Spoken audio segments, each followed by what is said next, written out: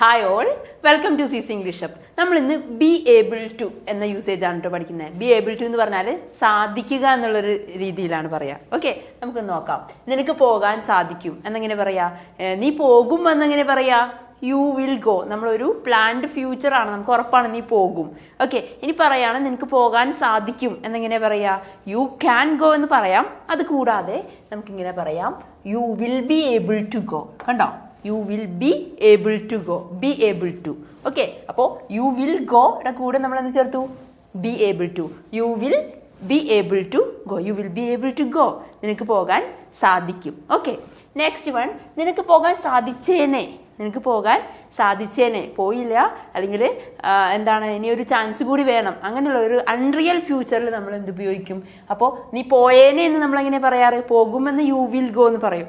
പോയേനെ എന്ന് പറയാൻ വേണ്ടിയിട്ട് നമ്മൾ വുഡാണ് ഉപയോഗിക്കുക, അല്ലേ?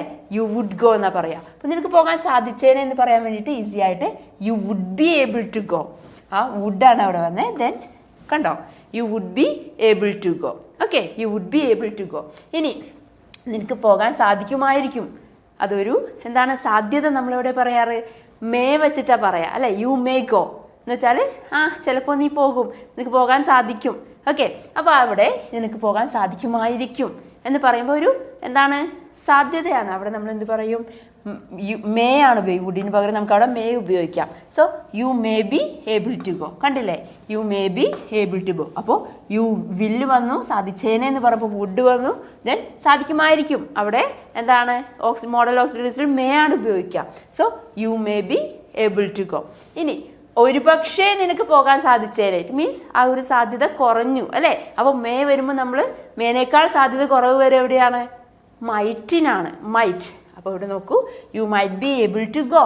U might be able to go. അതായത് ഒരു പക്ഷേ നിനക്ക് പോകാൻ സാധിച്ചേനെ, ഒരു പക്ഷേ നീ പോയേനെ എന്നെങ്ങനെ പറയാ? You might go. You might go. ഒരു പക്ഷേ ഇന്ന് മഴ പെയ്യുമായിരിക്കും എന്നെങ്ങനെ പറയാ? It might rain today. എങ്ങനെയാണ് പറയാ? സോ മൈറ്റിന്റെ യൂസേജ് നമ്മളവിടെ പഠിച്ചു. ദെൻ നിനക്ക് പോകാൻ സാധിച്ചേ തീരൂ എന്നെങ്ങനെ ചോദിക്കുക? നിനക്ക് പോകാൻ സാധിച്ചേ തീരൂ നിർബന്ധമാണോ എന്ന് ചോദിക്കുകയാണ്. സോ അതൊന്ന് താഴെ കമന്റ് ചെയ്യാം കേട്ടോ. Thank you for watching.